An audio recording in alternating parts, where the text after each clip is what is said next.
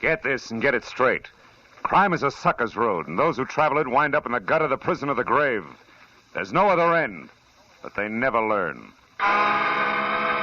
Wrigley's Spearmint Chewing Gum, the refreshing, delicious treat that gives you chewing enjoyment, presents for your listening enjoyment Raymond Chandler's most famous character in The Adventures of Philip Marlowe.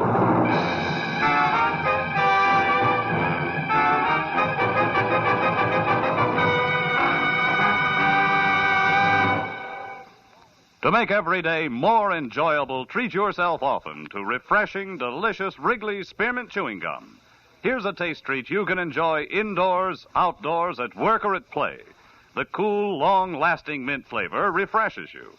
The smooth, steady chewing helps keep you fresh and alert. Adds enjoyment to whatever you're doing. Wrigley's Spearmint Chewing Gum. Healthful, refreshing, delicious. Now, with Gerald Moore, starred as Philip Marlowe, the makers of Wrigley's Spearmint Chewing Gum are glad to bring you tonight's exciting story, The Girl from Pitchfork Corners.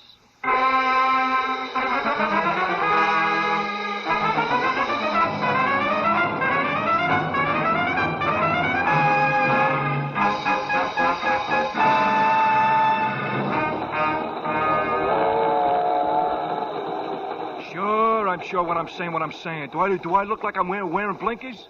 Now, for the third and last time, so I can go back to marking this form. Nobody's been in that seat, mister, since we left L.A. Nobody. You sure you got the right stall? Yeah. Car J lower 12. You're J upper 12, right? Right. Like rain. Well, that's life now, for look, you. friend, let's go around again. His name is Latimer, Arnold Latimer. I don't know what he looks like, but he's supposed to be heading for San Francisco. Now, maybe you heard somebody call him, page him, something. Nobody called no one except that pool cue conductor with the brass buttons and the sandpaper voice. You checked him? Yeah, twice. Now, look, lower 12 is vacant as far as he's concerned, right? And no Arnold Lattimore in the club car, the diner either? Hey, now, wait a minute. Have you tried the washroom? Yeah, same story. Well, looks like your entry was scratched. Also looks like Glendale is where I get off. So long, pal. Good luck with the ponies. Hey, now, hold it. Don't tell me that Latimer bird is the only reason you're on this train. The one and only. Look, if you run across a pony called Not on Hand, play it heavy, huh? Yeah, sure. But not the show. Not the show. Good night, friend.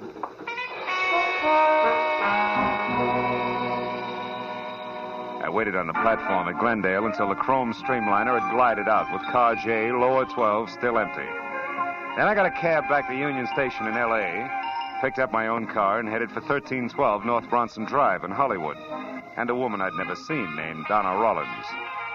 She had hired me by special delivery letter that afternoon, crisp $50 bill enclosed therein, to be sure that one Arnold Latimer was going where he'd said he was going.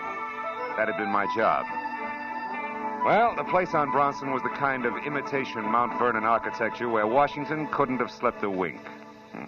The lady that answered the door was about as colonial as Bebop. Yet she was a full lap behind the other extreme known as glamorous Hollywood type. Just a nice-looking anybody. With freckles, brown hair, and a soft bun, and dressed in a white blouse that didn't plunge an inch. Yes? What is it? Oh, I'm Philip Marlowe, Miss Rollins. I'm afraid you're entitled to some change. May I come in? Change? What do you mean, change? Your $50. It's a lot of money for a one-line report on a little man who wasn't there. Miss Rollins, did you hear me? Yes, Mr. Marlowe. I don't like to seem abrupt, but I'm very busy. Excuse me, please. You seem to have lost interest in Mr. Latimer in a hurry. You know, when you sent me the letter this afternoon... Please, Mr. Marlowe, there isn't time for talk. I've already told you I'm very busy. Good night. Okay, baby. Good night it is.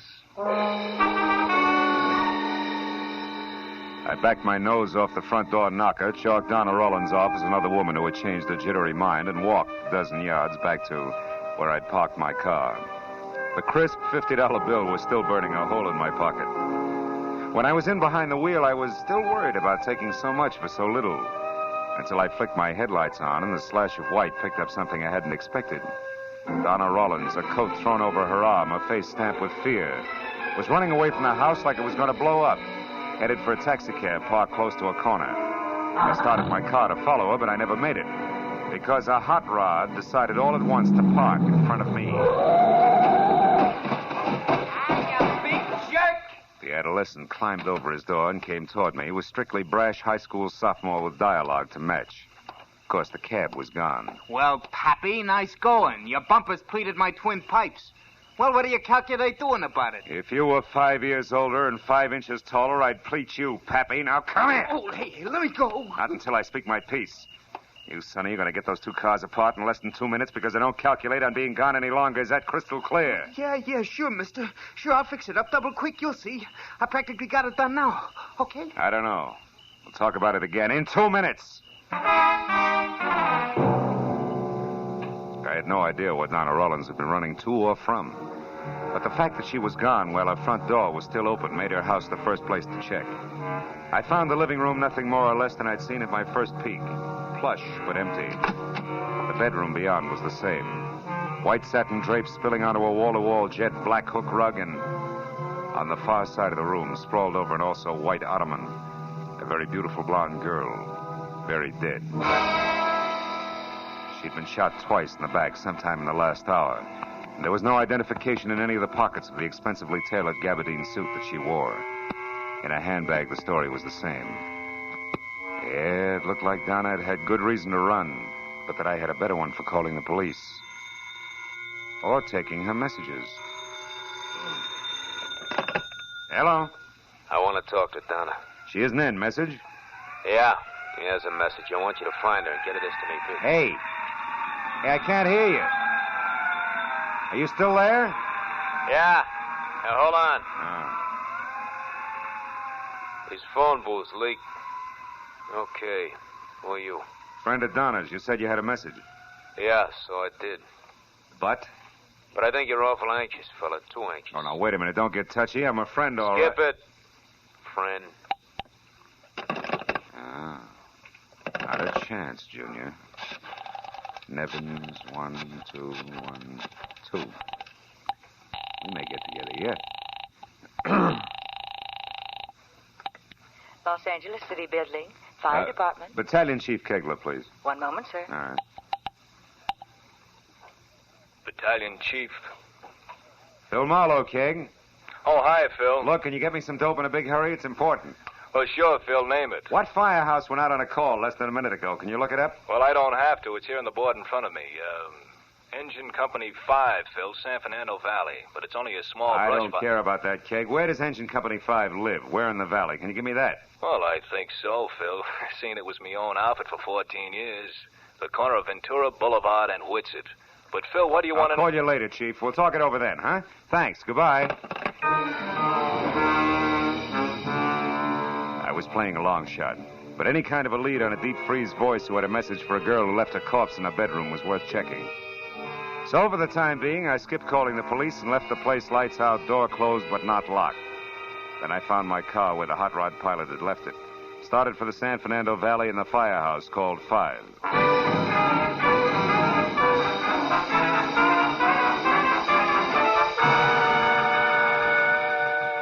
20 minutes later, when I was there and out of my car, I came face to face with my second break. The only payphone within a half block of the engine company was at an all-night open-air hot dog stand. And the attendant on hand, a girl with a kind of arched eyebrows that left her looking constantly surprised, had an A1 memory. I most certainly do remember the party you're talking of, mister, most certainly, and for two especially good reasons. Like what, honey? Like top and bottom, hair and shoes I referred to. Oh. The former, red, like this ketchup here, and the latter, suede and yellow, no less. And Hey, he was Bessie. Yeah, excuse me. Yeah, sure. Well, let's be Chris. Hot dogs, Bessie. You pick it with your own dainty fingers. Yeah, with my own dainty fingers. Really, Chris, you say the same thing every night. It gets to be very Bessie. unpacked. Bessie, pardon me, dear, but this counts. Do you know who this redhead in yellow suede shoes is? His name? Oh, no, I never saw him before. Oh, fine. Well, thanks, baby. Oh, don't mention it. By the by, I do know where he went, if that means anything. Baby, it means a lot. Where? Tell me. With the Old Mexico Club here in Studio City. He works there or something. Anyhow, I know he made a call to Herbert Ring, the gambling big shot, and called him boss. And Ring runs that place. Thanks, sweetheart. So Here's 10 for your trouble. Bye, Chris, and you old hat. Thanks. Goodbye.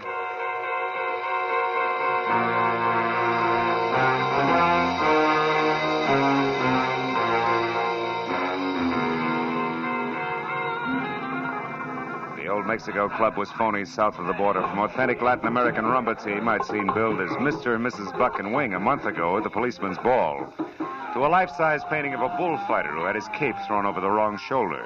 It was strictly second-rate all the way down and back up the line to the proprietor himself, Herbert Ring, an almost smooth, almost big bookmaker whom I knew slightly. I found him at a corner table, huddled over a glass of milk, listening hard to none other than the redhead with the gaily colored feet. When I stepped up to them, the conversation broke off sharply. Well. Hi, Phil. What's new, boy? Oh, nothing much, Herb. Outside of a job I just landed. A girl named Donna Rollins. Donna Rollins? Quiet, Larry.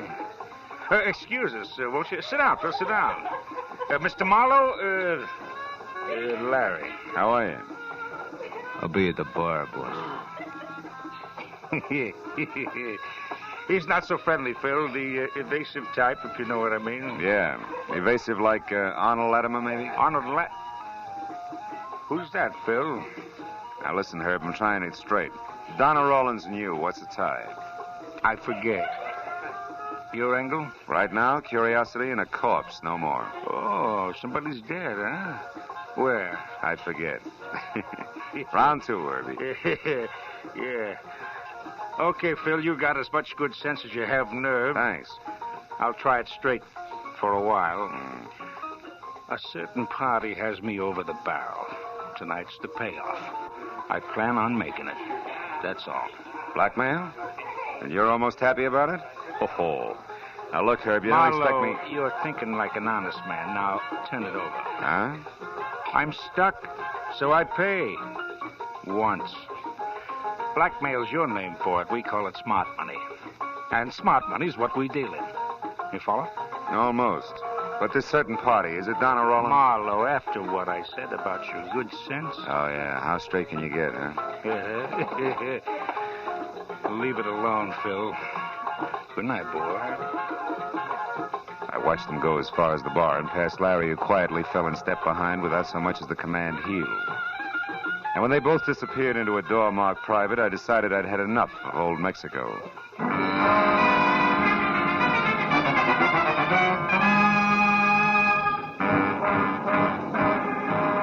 got out to my car and pointed it back for Donna Rollins' place for the only reason left.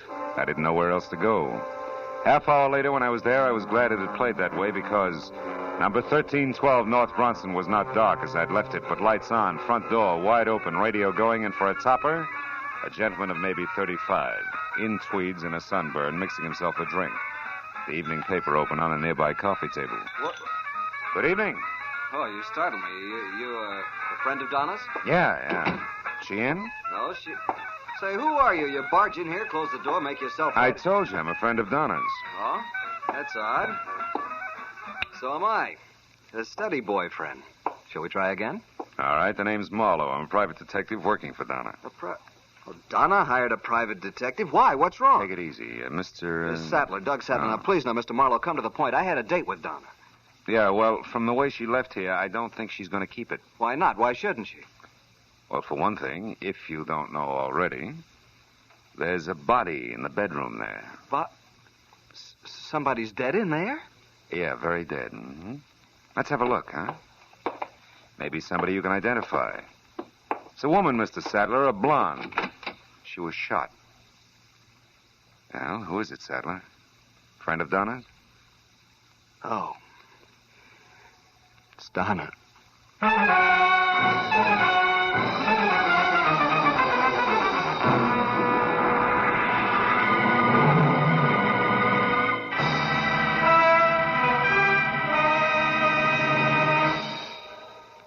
To make every day more enjoyable, treat yourself often to refreshing, delicious Wrigley's Spearmint Chewing Gum.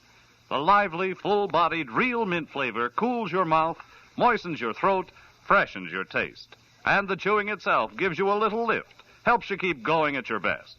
So for real chewing enjoyment that's refreshing and long-lasting, always keep Wrigley's Spearmint Chewing Gum handy. Healthful, delicious Wrigley's Spearmint Gum will make every day more enjoyable. Now with our star, Gerald Moore, the second act of Philip Marlowe and tonight's exciting story, The Girl from Pitchfork Corners.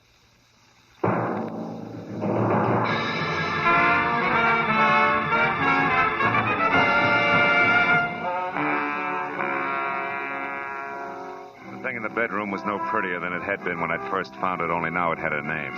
Donna Rollins, my client. And as Doug Sattler stared at it and repeated the name, his long hands began to twist each other and its forehead got sticky. I finally took him by the shoulder and turned him around, away from it. His glistening gray eyes avoided me and instead darted at the corners of the room frantically like a pair of scared mice looking for a place to hide. Donna dead like that? I just can't get it through my head. Why? Why? Well, let's try the easy ones first, like who, huh? You mean you know who did this? Yeah, it's not exactly the handcuff stage, Sattler, but I got a prospect. Come on, let's go in the other room. You can probably use a brace. Yeah, thanks. I need a drink. Yeah, I think it's a girl, a cute one with dark eyes and a double row of freckles across her nose. Freckles? Yeah, also she has brown hair and a bun and a mouth that probably liked to smile once. I wasn't doing much of that when I reported to her tonight. You reported to her. Now, wait a minute. That's impossible, Marlowe. Why? She was right here in the apartment. Furthermore, she said she was Donna Rollins. I can't understand this, any of it. Hey, wait a minute. Take it easy with that stuff. I said a brace, not a bottle. I need it. You see, I know the girl you've just described. Hmm? Her name's Beverly Cheskin. Cheskin? And a reason for killing, if she did? Jealousy.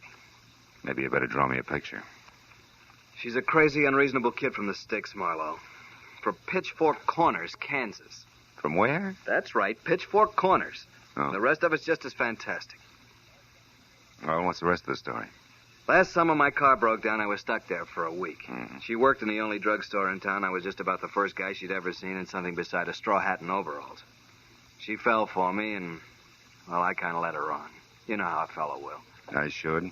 I've been hearing the same story since I was in the third grade. It's the truth. Oh, sure. Rest of it, no doubt, goes right down the same cob. From sweet nothings to love letters sealed with a kiss. When you finally got around to breaking it to her gently about Donna, she wouldn't believe you, and before you knew it, she dropped everything and came to the big city, huh? Yeah, 2 days ago. Yeah. You make it all sound pretty silly. It's no sillier to me than that corpse in there. Okay. It's hard to believe she'd actually commit a murder, Marlowe. She does have a temper. And she's just pulled her life out by the roots. And you know what? They grow deep in places like Pitchfork Corners, city boy, or didn't you care? Of course I did. Crazy little fool. I tried to reason with her in my letters, Never mind. Let's get on to the sophisticated part, huh? About Donna and one Mr. Latimer, for instance. Latimer? Who's that? Oh. How about Donna and Herbert Ring? I don't know any Herbert Ring either. Mm-hmm. But Donna had a lot of business friends I didn't bother with. Why? Well, you should have. Doing business with Herb Ring means... Means what? That you have to be fast on your feet. What's that? What'd you pick up off the floor, Marlowe? An old envelope. I'm a stickler for neatness. Where's Beverly staying, Sattler? I don't know. She called me once, but she wouldn't tell me. I haven't seen her. Where'd she reach you? My hotel, the Greenwood Arms. Mm-hmm. Marlowe, what are we going to do? About Beverly, I mean. Right now, I'm going to try to find her.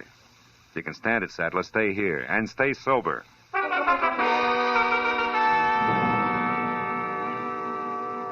The crumpled envelope I'd found that didn't belong on Donna's floor had come from the Sunflower Motor Court. Qualified as a lead only because the name might appeal to a sentimental Kansan a long way from home. Well, it took the night man at the place 5 fumbling minutes to discover that Beverly Cheskin actually was registered. 5 more to remember that she'd got a call just before I showed up. Had left in a big hurry and had crossed the street towards Sam's, which was a U-Drive car lot done in tired green. So was Sam. Sorry, Sonny, but you're out of luck. Ain't a buggy left on the lot. Them 2 out there laid up. I don't want a car, Sam. I got my own across the street. I'm looking for a girl. What you doing it in here for? Because her name is Beverly Cheskin. Beverly? Well, say now. Ain't this a coincidence? Is it? Pretty little thing by that name was just saying. Freckles and all. Don't see Freckles out here much. Made me kind of homesick. Yeah, I'll bet. Did she rent a car from you? Oh, sure did. Brand new Nash, last one. Oh? Darn near didn't give it to her. She's mighty keyed up, you see. Figured the L.A. traffic had put the wild on her till I found out it was love. Love? What do you mean? Why, she asked me what was the shortest way up to Vista Point. Don't you get it, son? I'll be very honest, not yet, no. Well, Vista's Mexican for view, senor. Point's just a hoot and holler east of the observatory. See the whole darn valley and all of L.A. from up there. Oh, that's where she's headed, huh? You sure? Well, I reckon. Most romantical spot around. Dangerous road, though, more ways than one. But you ain't kidding me. I'll let you know all about it. Well, not all, but I'm willing to find out. Thanks, Sammy. That's all right. Don't break your neck across the street, son, as you wait.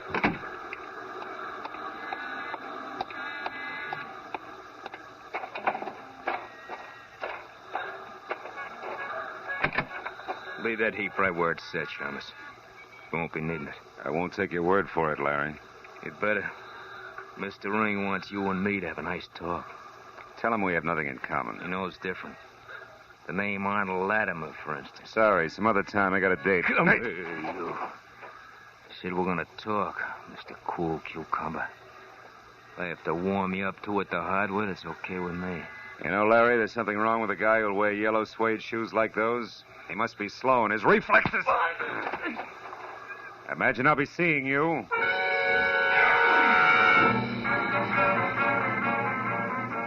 As I headed for Vista Point, two ugly facts stood out clearly. First, the only person Beverly Cheskin would rush off to Vista Point for was Doug Sattler. Second, he had to be a liar because he called her just as soon as my back was turned. And they both added up to the same thing, another corpse. The road up from the valley floor was a narrow strip of crumbling concrete as full of twists as a hurt worm.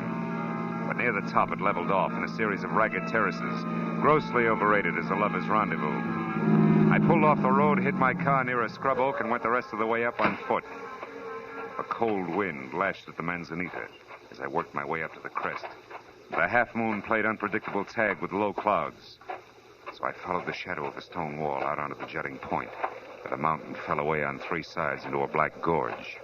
Finally, I spotted them. Doug Sattler and the freckled kid from Pitchfork Corners, Beverly, standing close together at the edge of oblivion. I was in love with you, Doug. I still am. Doesn't my being here prove that?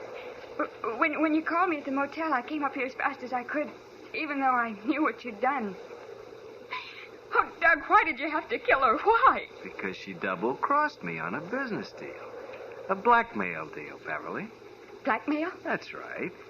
Donna knew plenty about certain men in this town, big-timers who'd pay thousands or kill to keep others from finding out about them. Oh, Doug, how could you? Well, it was risky. I had to pose as somebody who didn't exist, a Mr. Arnold Latimer, and pretend that he was the one who had all the information. I demanded $50,000 from a guy named Ring and set Donna up as the go-between. Then, as Latimer, I was supposed to go to San Francisco on the train and wait for Donna to come with the money. But I'd have waited the rest of my life. She intended to keep it all for herself. But you killed her, Doug.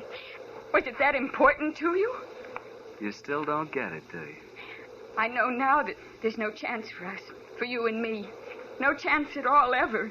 I'm going through with the deal alone, Beverly. I'm going to get that money. But I've got to do something else first. I'd heard enough. You don't really think I reached for got my you up here 38 and just edged to look along at the wall lights toward out them to there. where I knew I couldn't miss. I made a mistake, Beverly. I dropped an envelope in Donna's place, and Marlowe found it. He knows I lied, but I can still say I did it to protect you. Protect me? What do you mean? He'll be up here eventually, but all he's going to find is a stupid kid from Pitchfork Corners who murdered a rival in a fit of jealousy and then couldn't face it and came I was counting on the wind to cover any noise, and it did. You see, it was a... That's why I was caught flat-footed when the shock came. Sattler lurched up on his toes and doubled over, clawing at his stomach.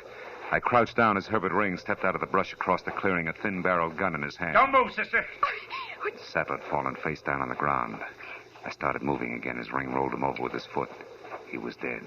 That's the only payoff Mr. Arnold Latimer gets for me.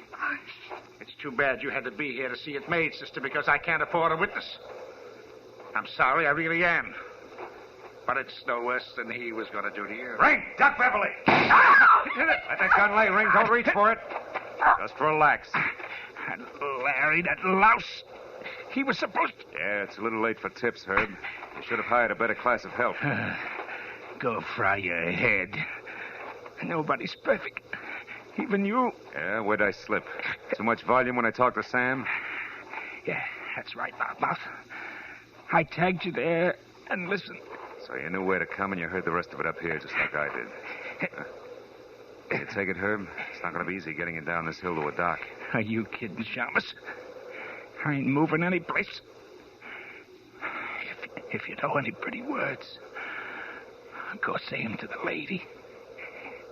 She's the one who needs 'em. They'll go over big in pitchfork.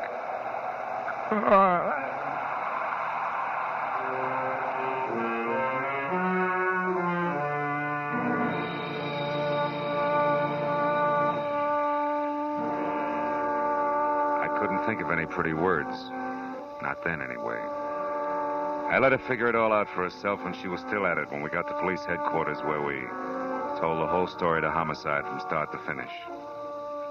And finally, when a coroner's crew went up to Vista Point to take Sattler and Ring to the morgue, and a gaunt police secretary with calluses on her mind hammered out the reports, I went over to Beverly, the little country girl, who was looking through a dingy window at the dingy backyard of the city. Are they going to ask any more questions, Mr. Marlowe? No new ones. They've got it all. They just like to repeat to be sure it comes out the same each time. You can't blame them, you know.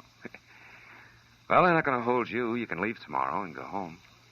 Yes, I know, but I'm not going back. I'm going to stay here in Los Angeles. Be sure, baby. It's a big place, lots of people. Awful lot of people. Not if you think about them one at a time. Yeah. Say, Marlowe, you can go now if you want.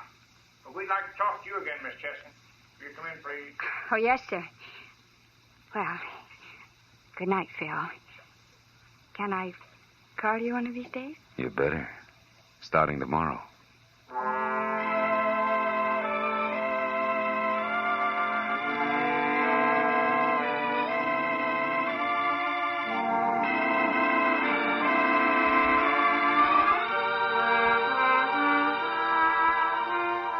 She smiled.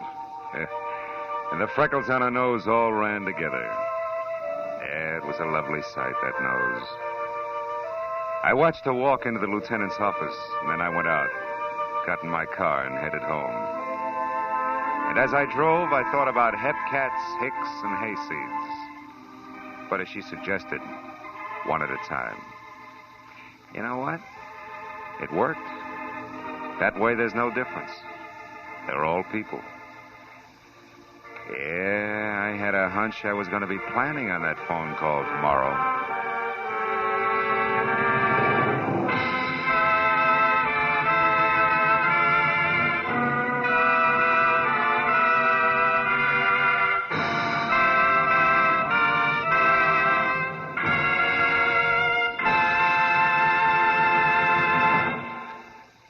Remember, friends, to make every day more enjoyable, treat yourself often to refreshing, delicious Wrigley's Spearmint Chewing Gum. There's lots of cooling, real mint flavor in every stick. And chewing Wrigley's Spearmint helps keep you feeling fresh and alert. You feel better, work better, get more fun out of doing things. So indoors, outdoors, wherever you go, keep some healthful, refreshing Wrigley's Spearmint Chewing Gum handy. To make every day more enjoyable, treat yourself often to delicious Wrigley's Spearmint Chewing Gum.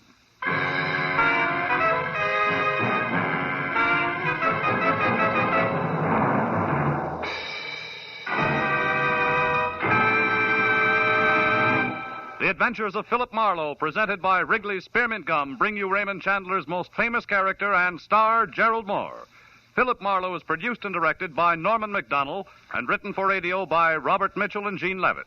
Featured in the cast were Sammy Hill, Peter Leeds, Wally Mayer, Hugh Thomas, Anthony Barrett, Vivi Janis, and Harry Bartell. Special music is composed and conducted by Richard Arant. The makers of Wrigley's Spearmint Chewing Gum hope you enjoyed tonight's Adventures of Philip Marlowe and that you're enjoying Wrigley's Spearmint Gum every day. We invite you to be with us next week when Philip Marlowe says... This time I spent the night in an ancient Spanish castle with an overworked count guarding a tomb. A caretaker with blood on his mind and a 7-footer called Peter the Cruel, which was one thing. The other was worse. They all lived in the 16th century. Bob Stevenson speaking. This is CBS, the Columbia Broadcasting System.